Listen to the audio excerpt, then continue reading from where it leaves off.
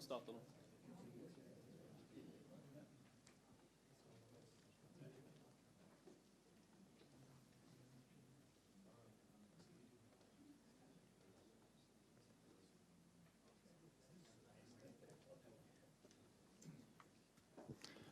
I will now switch to English to introduce our first guest speaker, Mr. Yahya Mahamid. Mr. Mahamid is an Arab-Israeli combat soldier in the IDF. He grew up in an Arab, one of Israel's largest Arab cities called el-Fam. And as many other Muslims in Israel, unfortunately he's taught to hate Jews when he was younger, but he broke with this tradition. And made up his own opinion, and now considers himself a Muslim Zionist. And he has even been involved in the Abraham Accords. So please give Mr. Mahamid a warm welcome.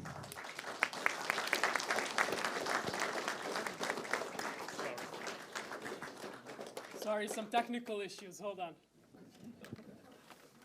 Thank you. Hello, everybody. Good evening. Shalom. My name is Yahya Zakaria Ahmed Khabazna Mahamid. I shortened it to Johnny, much easier. Use that at Starbucks, it's much easier. Before I start, I wanna thank MIF and the MIF staff and all of you for coming here today. It's my first time in Norway. I am very, very excited. And I want to share with you a personal story. Which are a couple of events that led to this moment happening today. My name is Yahya. Yahya means to live a very long life, both in Arabic and in Hebrew. I come from the city of el-Fahim. El-Fahim is the third largest Arab city. Has anybody been to el-Fahim before? I see a few hands. Where have you been? Where have you been in el-Fahim? Passed through. Passed through is usually what we get, and that's why I want to show you what you will see in el-Fahim if you stopped. It's a very unique place. You will see our big community center. el-Fahim is one of the biggest, it's the biggest city in the area. We are the economic center of the area. This is our community center. This is one of the 7 malls that you will see in the city, and in the city as well. This is the crown jewel of the city. This is the el-Fahim Art Gallery, which is usually what people stop in el-Fahim for. This is an art gallery where it turned to be a coexistence point. People from all backgrounds would come and share their art in the town. Art itself was not a very big thing in the Israeli Arab culture before this started. Right now it's being expanded to become a whole museum. So it's really important. And as you can see, only next to the big malls and the art galleries and all of that, there are many houses in el-Fahim that you will see that are built from mud and stone. Nobody lives there today, but they still stand until today. And I want to share with you this picture. This is a very important picture and dear picture to my heart. This was taken in 1956, and you can see over here there's an Israeli flag in the background. The Israeli flag and the Israeli nationality was not a very foreign thing in the town. This is another picture from the town where everybody would come to the town square and they would sing the Israeli national anthem. Growing up in this town back then, the Israeli identity and being a part of the state of Israel was very important and was very vibrant. It was a very good time for people to live there. Everything was going well until the 90s. In the 90s, we had a movement that's called the Islamic movement in the Arab towns. It started being led by this person. His name is Ra'id Salah. This Islamic movement started taking over, and it's a political movement. They started taking over and ruling municipalities. el-Fahim was the city where they started. They ruled a couple of cities. And in 2015, this movement was labeled as a terrorist organization. They were very much outspoken about their hate for Israel, about their anti-Semitic remarks, you name it, it was all there. In 2015, the Israeli government decided to stop them and label them as a terrorist organization. Now, I want you to imagine I promised my mother I would include this in the presentation. No, but I grew up in that town. The situation in that town was very complicated. I grew up being told that I am Palestinian. I'm not Israeli. I grew up with mentalities like those. This is a mosque that opened up in the town, and it's a new mosque, and they put an ISIS flag on it as soon as they opened it. This was back when ISIS was ravaging in Syria and killing people, civilians in Syria. The Israeli police had to come and explain to the citizens, to the people that put the flag up there, that it's not okay to put such a flag on a mosque. But what they did is they just flipped the colors. So the font was in black and the background was in white, and suddenly it was okay. But I include these pictures just to give you an understanding of the kind of mentality, of the kind of education, the kind of things that happen. This is a picture that I took walking home from school. This is not something that is rare. This is another picture that was taken in my neighborhood. We get little to no education. I studied in an Israeli education system, in an Israeli school, and I got zero education about the Holocaust. The only thing I heard about the Holocaust was from my religion teacher. He looked at us, the entire classroom, and he said, Hitler did a good thing. And that's the only thing we heard about the Holocaust. Now I want you to imagine growing up in such a place, hearing those ideologies, and the white noise in the background, in the school, in the mosque, in the community, on TV, all of that. I want you to imagine for a second what kind of ideology you would have. And it's probably something like this. For those in the back, this is a post I wrote in 2011. And it goes, this is what's really Israel look like, attacking old men, women, and girls. Wow, everyone say that Israel wants peace. There is no peace with Israel. Israel is hell and always will be. As you can see, my English has improved since then, drastically. But yes, as you can see, there was a lot of hate growing inside of me. There was a lot of hate in that community, unfortunately. And a little bit after, during my high school years, I went out of al-Fahim. I started looking for work, and I found work in Tel Aviv. And I found myself very, very scared that I'm now leaving al-Fahim. I'm going to work in the big city of Tel Aviv. I was scared because of what I was taught growing up. I was taught that I was going to be treated differently for who I am because of where I come from, from the town and stuff. And bit by bit, I started having friends, Jewish friends. And that was such a foreign idea to me, to have Jewish friends. I never imagined that I would have Jewish friends. And bit by bit, I started having more and more Jewish friends. This is a very rare picture of me cleaning for Passover, which is really gets you into the Jewish culture. But this is a very dear picture that I want to share with you. This is a religious Jew. I finished my shift one day in Tel Aviv. I finished my shift. I go to wait for the bus. And while waiting for the bus, this man approaches me. He works for an organization in Israel called Chabad. If some of you heard about it, some of you have not. They go around encouraging people to do the mitzvot, to do good things, and to keep them on track with the religion. He came to me and started talking to me about the Jewish religion and how important it is to do the right things. I didn't speak Hebrew back then, so all I did was just shake my head and agreed with everything he said. And at the end, I said with very broken Hebrew, I said, I'm very sorry to waste your time, but I'm not Jewish. Excuse me. I said, very sorry to waste your time, but I'm not Jewish. And what I expected was a very, very bad reaction because of what I was told, what I was taught growing up. And what he said to me changed my life. He looked me straight in the eyes and he said, it doesn't matter if you're Jewish or not. What matters is that you're a good person. Thank you. It's a very normal sentence. It's a very normal sentence, but for somebody who grew up with such a background, of a black and white background about the Jews and about Israel, especially about the religious Jews, it really just, I had a light bulb in my head just go on.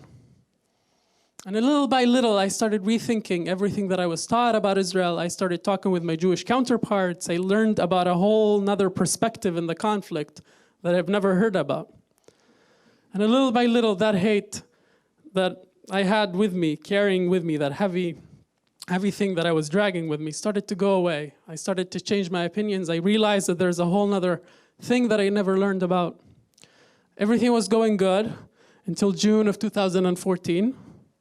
In June of 2014, I woke up like anybody else in Israel.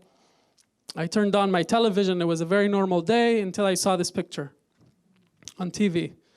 Eyal, Gilad, and Naftali were teenagers that at first, the news when it hit was that they were missing in Israel. We didn't know what happened to them. And what I remember and I carry with me until today, that Naftali's mother crying on national TV and saying, asking for people to help her return her son. It was a very heavy day in Israel. It was a heavy day for everybody, because we also didn't know what happened to the kids. And I decided to do something, as much as I can do. I was basically the same age as the kids that were kidnapped. And I found a campaign called Bring Back Our Boys. Bring Back Our Boys was basically a campaign online. And the way to participate is you take a picture with the flag of your country. And I did. I posted this picture at 5 p.m. And I went to see my grandmother. Around 7 p.m., I get a phone call from an anonymous number on my phone. And he says, "Are you Yahya?" I say, "Yes." He says, "Check your phone." Hangs up. I look at my phone, and apparently the picture that I've taken a few hours before, it is circling all over the Arab media, and many people are posting it and having strong opinions about it. But what really stopped me is that it was a lot of people calling me a traitor and a spy. And what stopped me is that there was a news page from Al-Fahim. I logged onto the comments. I wanted to see the comments and what people were thinking and calling, reacting to this. And I was scrolling through hundreds and hundreds of comments, of hateful comments. But really what stopped me are those two. Somebody said, I wanna know where his house is so I can go and shoot him. And another person said, I wanna hook him to my pickup truck and drag him until he dies. This was not comments from weird people, foreign people, people that I didn't know. Those were comments from people that were my friends in my high school. These were people that were my neighbors. These were people that I called friends. They were exposing information of where I am and where I lived and what do I do and where I work, so other people could come and harm me. I was on house arrest for 2 months. I couldn't leave the house. I missed my graduation in high school. I couldn't go to work. I lost all of my friends. My family didn't speak to me. You name it. For 2 months, I was home and I couldn't do anything. I just stayed home, thinking about what I did wrong. And until today, I can't really answer that question. After the 2 months have passed, I realized, I told myself, just like I was misled, there were many others that were misled like me. So I decided to start educating people about Israel in Arabic. I started broadcasting Israel's side in Arabic, which was a very unheard of thing back then. And little by little, I was very surprised to realize that this is not an al-Fahim issue. This is not an Israeli-Arab issue. This is a worldwide issue. I didn't learn the word anti-Semitic until later in life, and I realized that this is a worldwide issue. I found myself traveling from one country to another, from one campus to another, from one Jewish community to another, speaking about my personal story, teaching people how to answer tough questions, etc., etc. But really, something in my heart told me, you could do more. You could do more. And in 2018, I was in South Africa. And in South Africa, I got a very special phone call. and it was from the recruitment office for the IDF. They asked me, can you draft in the next 24 hours? I said yes. So in 24 hours, I found myself with an amazing buzz haircut, with a great uniform. And I drafted to the IDF to be a combat soldier. I wanted to be, I've done my part of defending Israel on the international line and everything. I also wanted to be on the borders of Israel, protecting the Israeli citizens. This is me at the Kotel. The Kotel, you can join the IDF. Basically, joining the IDF is not just putting on a uniform and going and fighting.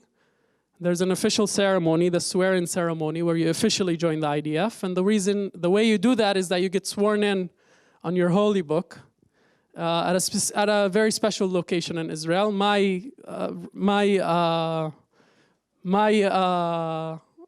brigade was sworn in at the Western Wall.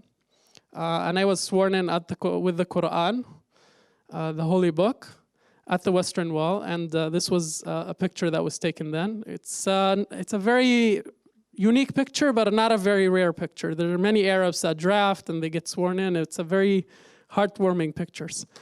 Thank you. In October, I finished my advanced training. I finished my boot camp. It was a very interesting things. Since then, I learned that I hate canned tuna, which was basically what we had for breakfast, lunch, and dinner at the army. Yeah, it's not a good diet. It's really not a good diet. But when I finished my training, I had another surprise for me. Is that when I was going on my international journey defending Israel, my family was getting attacked back home. They couldn't reach me, so they started targeting my family. And one day, before I drafted and before this, my mother called me and she told me that my sister was attacked verbally at her workplace because of what I do, and she gave me an ultimatum. She said, either you stop or. I told her, Mom, I'm very sorry, but I chose a path and I will continue down this path until I finish. And then there was no communication with my family at all. When I drafted to the army, I was recognized as a lone soldier. And what is a lone soldier? A lone soldier is an Israeli soldier who has no immediate support from his immediate family. And the reason, the way they verify that is that they actually call up your family and ask, hey, are you in contact with your son? When my platoon commander called my mother to tell her that I drafted and is she in contact with me, my mother was sure that he had the wrong number. So he told her that I joined the army and I've done my basic training and everything. And she came to the ceremony and she saw me after 2 years. And it was a very, very moving thing. I had to explain to her that the whole ceremony is not just about the beret, it's about more. But she says, yeah, you did all of that for just a hat. I said, okay, yeah, maybe. But this was the moment we met after 2 years. It was a very moving moment. She doesn't understand. She did not understand why I do this and why I did this, and but she still supports me. And during my service, I was very lucky to serve in areas like Hebron in the West Bank and in the Golan Heights. And my favorite time in the IDF was Gaza.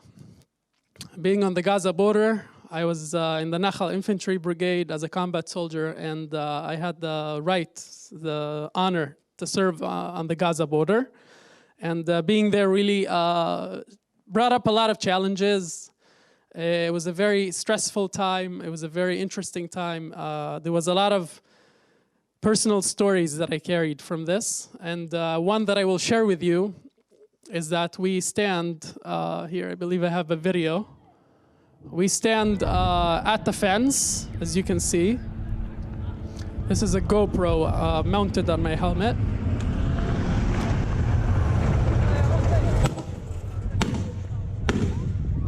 This is tear gas. This is the video from the other side.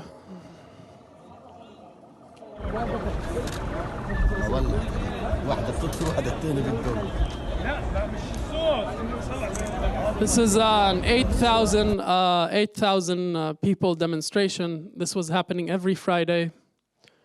I've never seen anything like this. 8,000 people would come at the border and they would try to rush the border and penetrate the Israeli border so they could get to the Jewish communities behind us. And we were physically at the border protecting the Jewish communities behind us.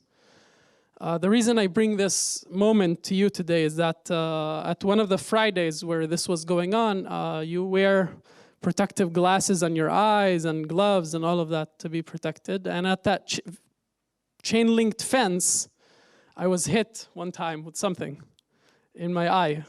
And I looked down and it's a glass ball bearing. They put it in a slingshot and they fire it at us, at the soldiers.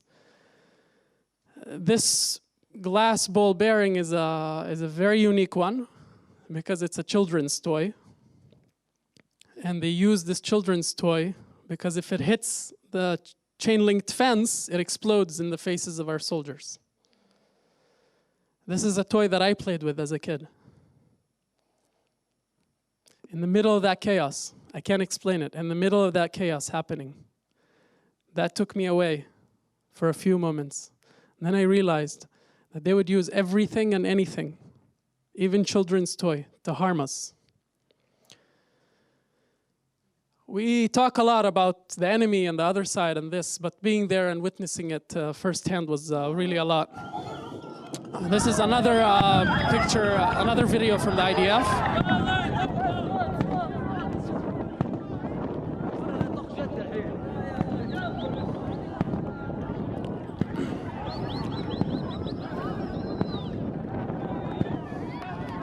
Extra points for somebody, if anybody can guess what's happening over here. This is another video from the border when we were there. The IDF really made sure not to use lethal force until like really necessary. This is a vehicle with a very big speaker, so to speak, that plays a sound that hurts the ears. But as you can see from the dancing and stuff, that wasn't really working. We tried to play some Justin Bieber music. It didn't really work still. So, yeah. But it was a very unique. Border. I really thoroughly enjoyed it, being there, and as I said, I carried a lot of personal stories. Right now, I continue my service as a reserve duty. I do my reserve duty as in the IDF spokesperson unit in Arabic. It's a very tough job. It's a very small.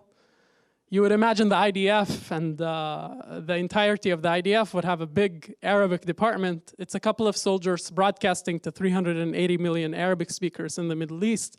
It's a very tough job, and that's where I am today. And really, why do I do all of this? Because I keep reminding people that Israel is a very tiny beacon of hope in the Middle East. I keep reminding my Israeli friends, my Israeli counterparts that are complaining that Israel is having a back-to-back election, that our Palestinian counterparts haven't voted in 17 years. I keep reminding people that we're free to be whoever we are and express our opinions in Israel from all the spectrums. And that's really something not to be taken for granted in the Middle East. This is not a political statement. I'm just saying that it's a very unique thing to see two parties, two arguments at the same time in the Middle East. And really, what followed me,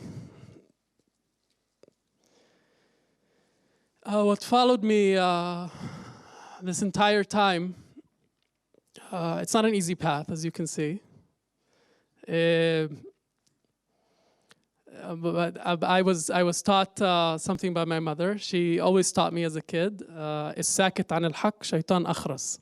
Whomever who is silent about injustice is a silent devil.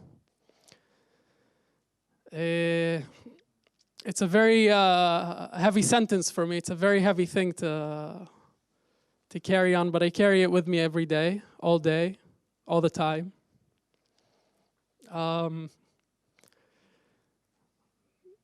We really, during our journey in life, we walk around and experience and see a lot of injustice in the world, not just related to Israel, to everything. And not everybody stops and tries to fix this injustice. And I don't blame anybody who does or doesn't, but we really have to understand the consequences of not doing so. Is that if we skip and not do something, somebody eventually will have to deal with it, and probably it's going to be much worse for them to deal with it if we left it. Because problems grow with time. And this is my point of view that I carry with me every day. And it's a very heavy one. It has a very massive price, as you can see.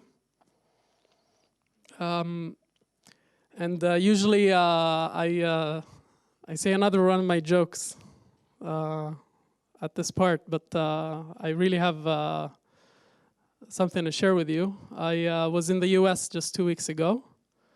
And when I landed, I got a lot of messages on my Facebook. And we have one of our family members, one of my cousins, who lives in the West Bank. Half of my family lives in the West Bank, in a Palestinian refugee camp. There was a crossfire between the IDF and Palestinian terrorists, and he was caught in the crossfire and was shot and died. It's a very difficult situation to explain. I mean, I've been doing this for a couple of years,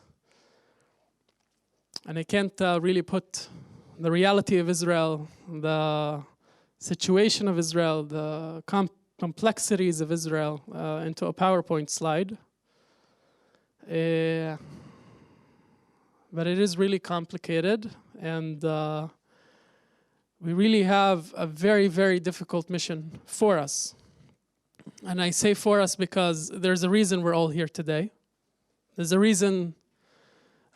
It's wonderful weather outside, but we're all here inside today. There's a reason, because each and every one of you chose to show support for Israel, who chose to carry on this mission and saw its importance. Being an ambassador for the state of Israel and showing support and educating people is not an easy task to do, but we chose to fix this injustice, all of us, and it's a very important thing to recognize. Now, I really want to share go back with you to this moment.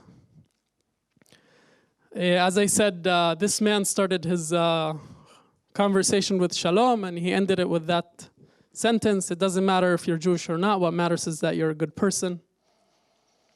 I want you to take this with you out of this room and realize that with your next hello, with your next shalom, with your next conversation with the next person that you don't know, you could be really leaving them with a big impact. Thank you.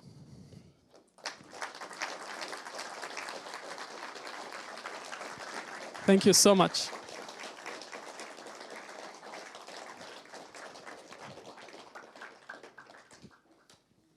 Thank you so much, Mr. Mahamid. It was a very touching story, a very personal story, so we are very grateful for you sharing it.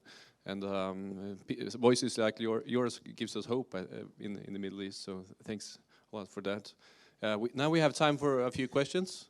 So hvis det noen som har noen spørsmål, så må dere gjerne komme opp og stille spørsmål. That must have been a great presentation. Please come. Take it from the floor, but how strong do you think the support is for this anti-Israeli line as opposed to people that think more like you in the Arab communities in Israel? Please repeat the question. Yes. How much is the anti-Israel support in the Arab sector? Yeah. In the Arab sector, there is a silent majority. And the reason I say a silent majority, most of the Arab communities are not fully developed, so people are chasing the basic things like work, basic needs and all of that. So there's a silent majority that's busy with work and education and all of that.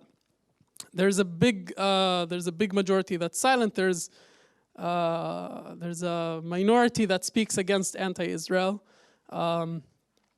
And they're very loud, unfortunately. And we have the tendency to think that, loud means crowd, but that's not really true. Right now, we're seeing more and more support from Israeli Arabs that support Israel and all of that.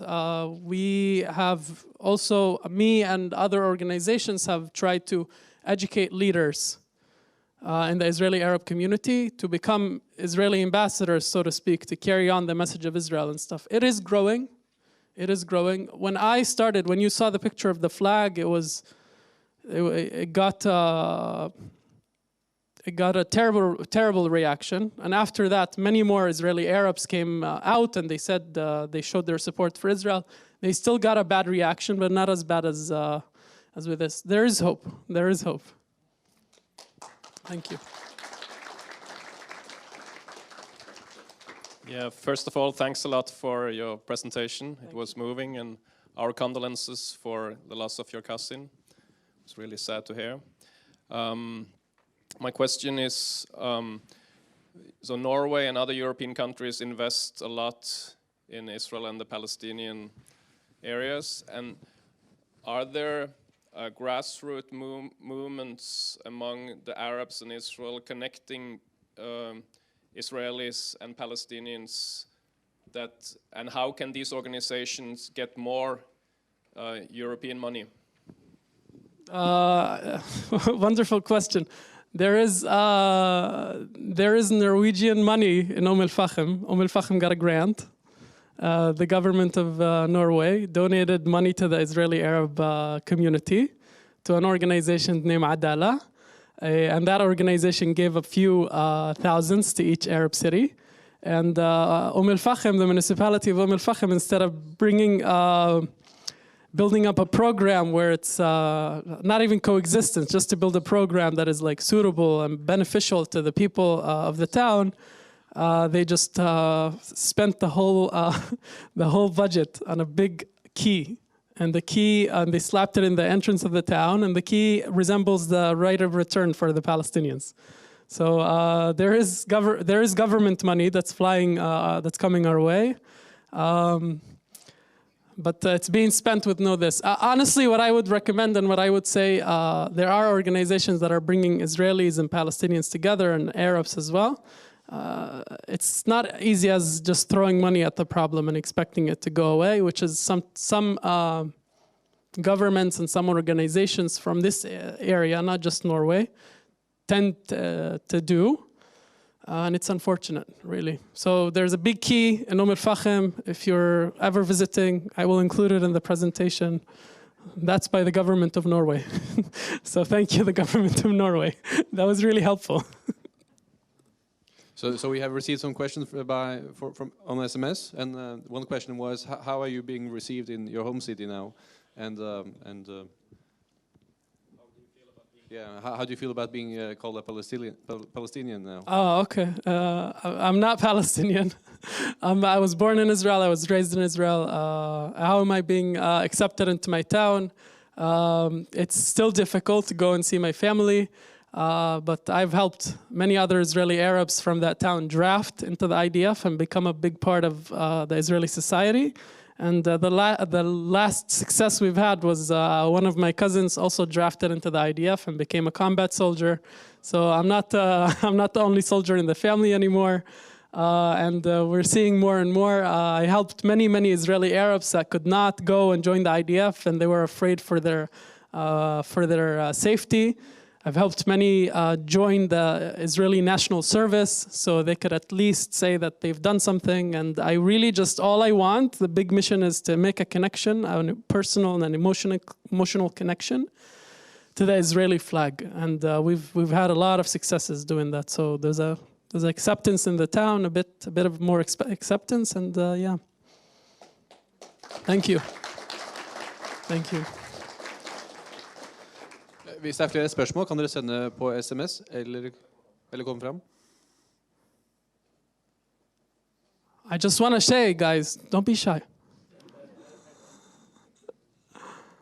I have a question then in the meantime. Do you think there are many voices in your town and maybe other towns, similar towns, that maybe are afraid to show their support to Israel because there are, so maybe there is more support than maybe there is that is apparent? I see. Your thoughts of that? There are many people that support. Many of the background supporters were my grandmother. My grandmother that was born and raised in the Palestinian refugee camp. When I went and joined the IDF, and they got the news, she put an Israeli flag on her door. She put an Israeli flag on her door, and when she was challenged about the idea, she said that it was much better when Israel ran the West Bank. It was much better. So she was one of my biggest supporters. There are many supporters that I got in my personal private Facebook inbox, and bit by bit. Again, we're speaking about a population that's not exposed to the IDF, and they're not exposed to the Israeli flag and don't have a connection to the flag. So it's a bit out of proportion to, ask them about their feelings and stuff. They were taught that they should be against it, and that's how they think about it. But once they see a face of an IDF soldier and a name and stuff, sometimes it comes through to them. So yeah, I think there's many supporters. And the people that I helped in my service, in Hebron and in the West Bank, I have a very unique accent in Arabic, unique to Al-Fahim. So once they hear my Arabic and my Arabic accent, they realize I'm from Al-Fahim, which is a place that doesn't include a lot of soldiers. They would have more questions. And I would be more than happy to answer those questions. It's an old Palestinian dialect in Al-Fahim, so it comes out to them as a surprise when I speak to them in Arabic. It was very unique. So, questions streaming in now. We also live stream on TikTok, and I think we got, there probably came from TikTok or from here, I don't know. It's a question regarding Palestinian children being killed, and how many Palestinian kids are killed by the Israeli soldiers. This is from TikTok? Probably. Oh, I see. Very difficult questions coming from TikTok. There are many lives lost at this conflict. I mean, not a loss of any loss is a bad news, but we speak about emotional loss, emotional damage, all of that. I don't think it does justice to just say a number about the people that were affected, because the people who are affected by this conflict are many more. As I just mentioned in front of you, I heard about many terrorist attacks, and I heard about many people losing their lives, and suddenly it hit me close to home when it came the news of my cousin. And yes, at a time of conflict and at a time of unrest, it's really difficult to measure and say and put your finger on a number or like this. There's many feelings, and it's a very difficult subject to tackle, I would say. But I just want to say that no IDF soldier would just be going around targeting civilians, or especially kids. Yeah. The next question is also related to the IDF. What was the best and worst experience about being in the IDF? Oh, the best experience. No sleeping schedule. No sleeping schedule. I learned that you could probably stay. I didn't sleep at night for 8 months. Then I learned that sleep is optional. I used to sleep on Wednesdays only. Yeah, then I learned that that's not a thing that you keep up, because your body really... Is that both the best and the worst experience? No, that's the best. That's the best. The worst thing about the IDF is probably the food. The food at the IDF is an experience of itself. I will teach you a little trick. There's something called the khalva effect. You know khalva? There's something in the IDF called the khalva effect, and it's a bit by bit. You draft as a civilian, and you suddenly say, I don't eat this, I don't eat this, I don't eat this. And 3-4 weeks later, you say, okay, I don't eat this, but I'll eat this. 8 months later, you'll eat everything. Yeah, I remember it was like a chocolate, peanut butter, tuna, and corn sandwiches. You had to mix it up. You had to mix it up to keep it interesting.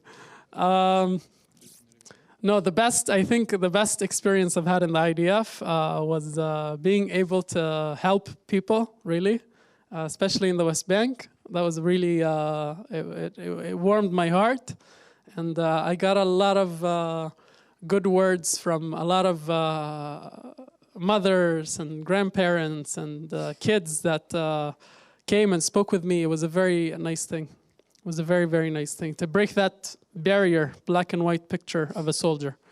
I had kids around me one time asking questions about the IDF in Hebron, and it was a really, I don't know if those kids will get another chance to speak at a soldier in Arabic and ask those questions. They get their question answered. They were just asking, what do you eat? When do you sleep?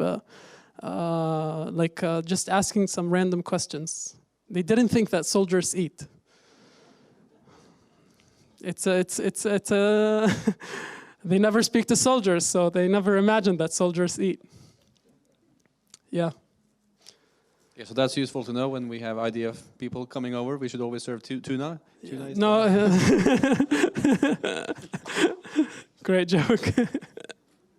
No, so we received a few more questions by SMS here. Yeah, can you please comment on work to repair the Israeli society after riots, clashes in Sheikh Jarrah, blood, etc. in May 2021? Sorry, the 2020? Yeah, there were some riots. Can you please comment on the work to repair the Israeli society after riots, clashes in Sheikh Jarrah? Sheikh Jarrah and the Guardians of the Wall was an operation that Israel underwent when there was a lot of civil unrest inside of Israel. I believe this was a very dark times for the Israeli. It set back the Jewish-Arab relationships inside of Israel a bit. It really went out of hand when hotspots like Al-Fahim, Lud, and Ramle and Jerusalem became ground zero for conflicts between Arabs and Jews. And before we know it, there was a full breakout of riots inside of Israel. It was a very surreal moment. I remember I went to Al-Fahim because it was a holiday, and the highway was pitch black. Usually they stop you at the highway and they ask where you're going and all of that. It was a very dark time. I think the Israeli government, which the IDF is training for right now, is an operation on all fronts, including the home front command. So I believe that's a thing that we'll not see again, which I'm very happy about. And it happened. We learned from it. And now we're training more and more about it. The Israeli police are reaching out to community leaders and speaking to them about calming people down at a moment like this and not stepping up the resistance. The home front command of the IDF has shown a helping hand and was introduced to our Arab communities in Israel during Corona. The coronavirus helping. Suddenly, people in those communities started seeing IDF uniforms in their town coming to help. So I think this really settled the people down a bit. And in Al-Fahim and areas like that, the IDF now holds drills. Last year, they held a drill inside of the town. We were talking about military equipment inside the town. So for the bad people that really wanted to try something, they really saw a bit of taste of what the IDF has and can do. So I think we won't see another time like this, hopefully. Good. Okay, so we have a couple of more questions. The Jewish Israelis, how do they react to you and your story? Do they trust you?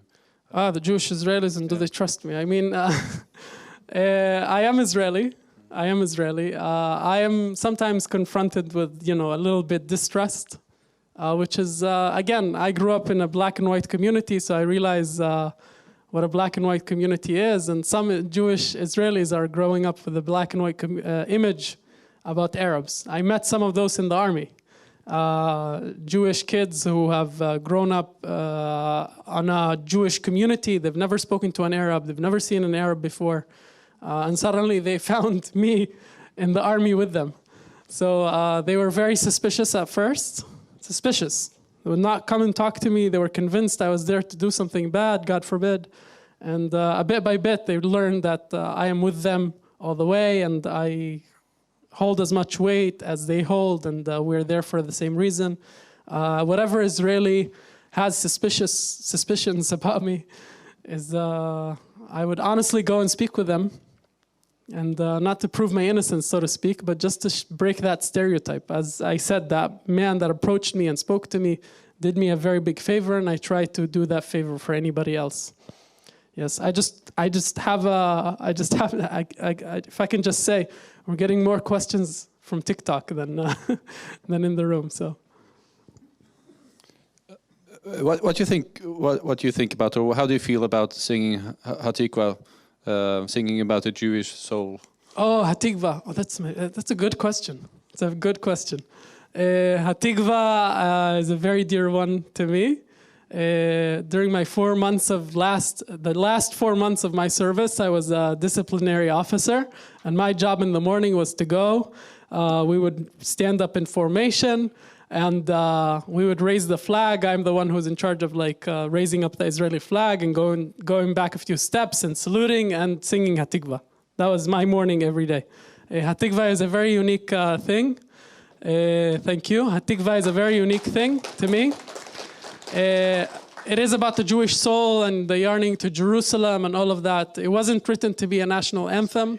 I believe that many Scandinavian countries have the cross in their flag or something like that. I live in a Jewish country. I defended the Jewish country. I continue to defend the Jewish country. The national anthem is a big part of my identity, is a big part of my nationality, and I don't see a problem with that. I like Hatikva. So we have time for one more question. Here is the last one for tonight. Can you say something about the ethical rules of engagement in the IDF when they are searching for terrorists in Arab villages? There's just rules of engagement. There's no rules of engagement for Arab villages and rules of engagement for Christian villages. There's rules of engagement. Once you draft to the IDF, they give you a little booklet. It's called The Spirit of the IDF. And in it, there are 10 rules. And the three most basic ones, the cornerstones of them is human rights, human respect, and the third one is, I'm put it on the spot. The third one is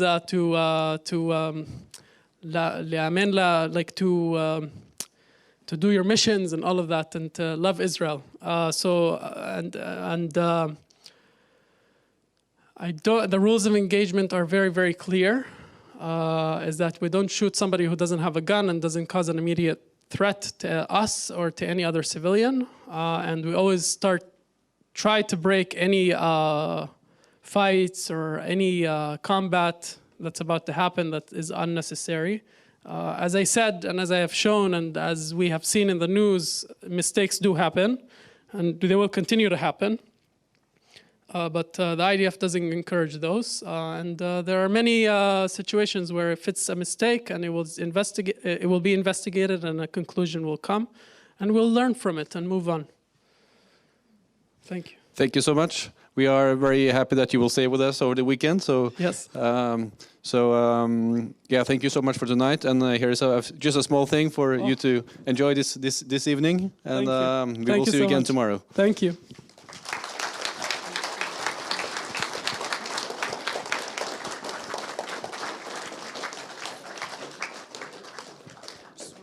Da er det offisielle programmet for i kveld slutt. Bare minner om at vi starter igjen i morgen tidlig klokken 9. Så da er det fint om dere er presise. Takk for i kveld.